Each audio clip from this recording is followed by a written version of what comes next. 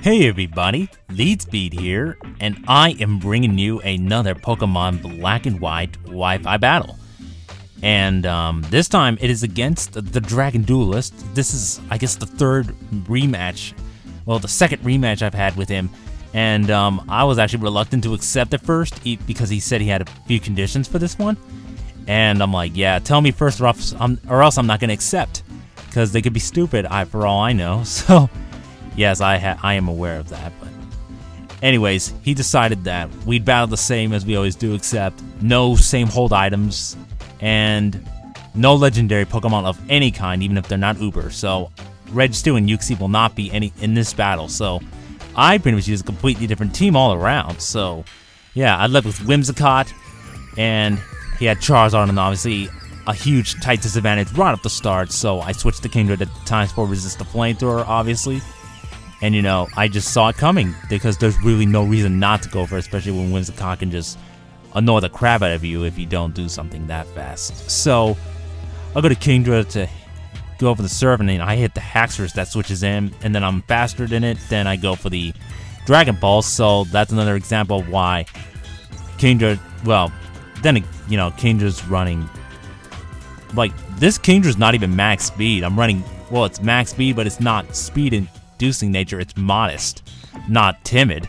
So I don't know what, well, actually we know what's going on with that. But anyways, I switched to Whimsicott to take the Thunderbolt from the Electros, and then I go for the Encore, so he has to use Thunderbolt for a couple of turns, thus giving me a chance to set up a lead seed and maybe a sub, depending on what he actually switches out into. But you know, setting up a sub's not going to be the case in this fight, because he's going to switch to Charizard to obviously try to take me out with a flamethrower or whatever fire move he's got. Yeah, flamethrower. So yeah, I hit him with the leech seed, so that extra recovery from leftovers and leech seed will always be nice. So she'll be pretty much a bit over half of her original HP, so that's good. Now I'm gonna switch to Ducket.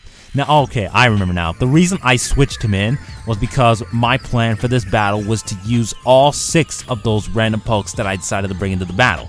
So that's why I did not bring in Kingdra to take the flamethrower, or the Heat Wave in this case. So he has Heat Wave and flamethrower. But yeah, I traced the Blaze, which is useless, but Porygon 2 with Eviolite is a beast, because it took that Brick Break like a monster. And that's pretty much how that goes. So I guess I can explain the nickname a bit. It's kind of weird. Like, I was actually trying to remember where this reference was from. I thought it might have been Megas XLR. Does anyone actually remember that? You probably do, or maybe you don't. But it was a very awesome show that I used to watch a lot and stuff like that. And I think it was from there that one of the characters was like, "When in doubt, duck it." And yeah, that was a very epic line, and something really epic about that, and it came into play sometime in the episode or something, if it was Megas XLR, but if it was something else, you could tell me that. So yeah, that's pretty much the story there. So I went for the Toxic, then 2 Thunderbolts, but he brought in his freaking, you know, Crocodile to take them both, went for an Ice Beam, recovered off, and then I make a double switch into my Whimsicott as he goes to Gallade. So yeah, I'm caught up now, so sorry about that freaking long tangent there, but you know, I had to get that off my chest. Literally, I guess. No, not literally, what are you saying? But anyways, I missed the first lead seed, which is kind of annoying, because now I'm not going to be able to stall this Gallade out any further than I want to. So yeah, that's kind of unfortunate, and you know, that's just one of the annoying stuff about Pokemon battles. You just think, oh yes, sometimes outcomes can change completely because of that. So yeah, anyways, I go for the sub, and he just goes for another Psycho Cut and breaks the sub, obviously, because of massive attack stat, and I'm not going to be able to do much with this thing anymore. So I think I have enough energy to go for one more sub, or do I switch? No, I go for the Toxic just to freaking poison it. Oh, and on a previous turn, his Quick Claw activated, and I went first anyways because of Prankster, because that's the ability she has, and Prankster gives non-attacking moves priority, so screw Quick Claw. So anyways, I bring in Mamoswine to just revenge kill with Icicle Crash, which is a new ice move introduced in this generation. Base 80 and base 90 accuracy, and it can flinch sometimes, so that's kind of cool. Now, the reason I went for that and not the Earthquake was because, you know, if the Charizard had switched in, I would have hit him with Icicle Crash and do a lot of damage, even if it doesn't OHKO, but yeah. Anyways, he brings in Caracosta and he sets up a Shell Smash after I don't kill with the Earthquake because he has Sturdy, which acts as a Focus Sash in this game, so yeah. But he does not know that I have Ice Shard and, you know, the priority in Ice Shard, so I got two things with priority. Mamoswine and Whimsicott, both are incredibly useful pokes. And interestingly enough, one's defensive and one's offensive, so that's kind of cool. A defensive Pokemon having priority, that's kind of weird, but you know, that's not usually the case. But I switch out to Kingdra, you know, predicting the obvious flamethrower. You know, just because Kingdra's a boss like that, and that is why he's nicknamed Respect. But here I reveal that I have the Rain Dance set up. So yeah, Kingdra has Swift Swim, so he's gonna have the doubled speed in the rain. And I know people who are playing competitively or that might not know this, but Drizzle, Politoed, and Swift Swim is banned pretty much.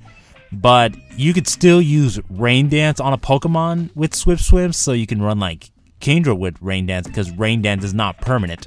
It's only for 5 turns, or I think 8 turns if you use the Light Clay. No, is it the Light Clay? No, I think it was Damp Rock. Yeah, Damp Rock. If you use that, then it extends to like 8 turns. But anyways, he brought in Charizard after I took out the Electros, and I just decided to be fancy and went for the hidden power. Now I'm not going to tell you what it is because it was super effective, and you can figure it out yourself.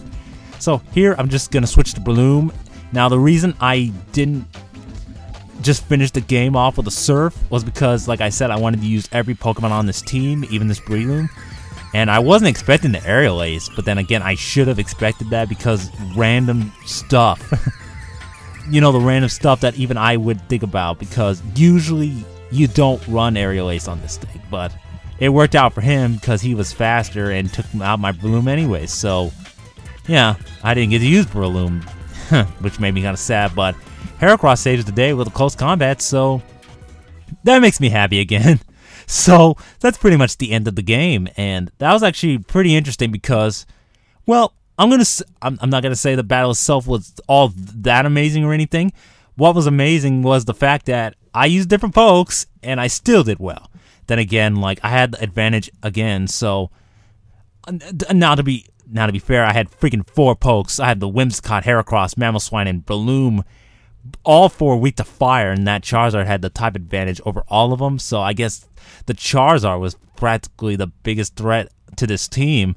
But then I had Kingdra to pretty much wall it, excluding like maybe a flying move. But you know, Kingdra's pretty good defensively, so I really did not worry about the Charizard.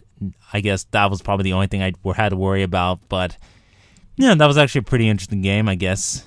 But I'm gonna point out this one thing first, and it's probably very important. Well, actually, a couple of things. I'm gonna bring out a condition thing, and then I'm gonna bring up. No. You know what? I'm gonna just say it. All right.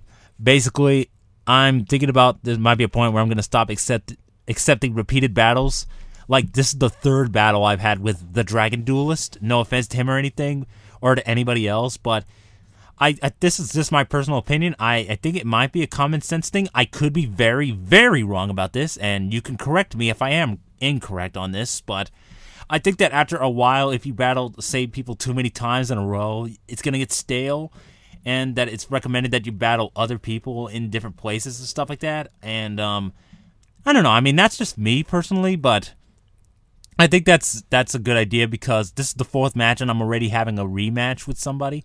Well, this is considerably the 2nd rematch with someone, and that's technically the only rematch I've had so far.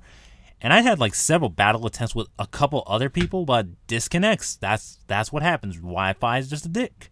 So, yeah, I don't know really how that's gonna work. And 4th gen's even worse because, especially when you're like near the end of a match and then it DCs, especially the case with me and Zagatak.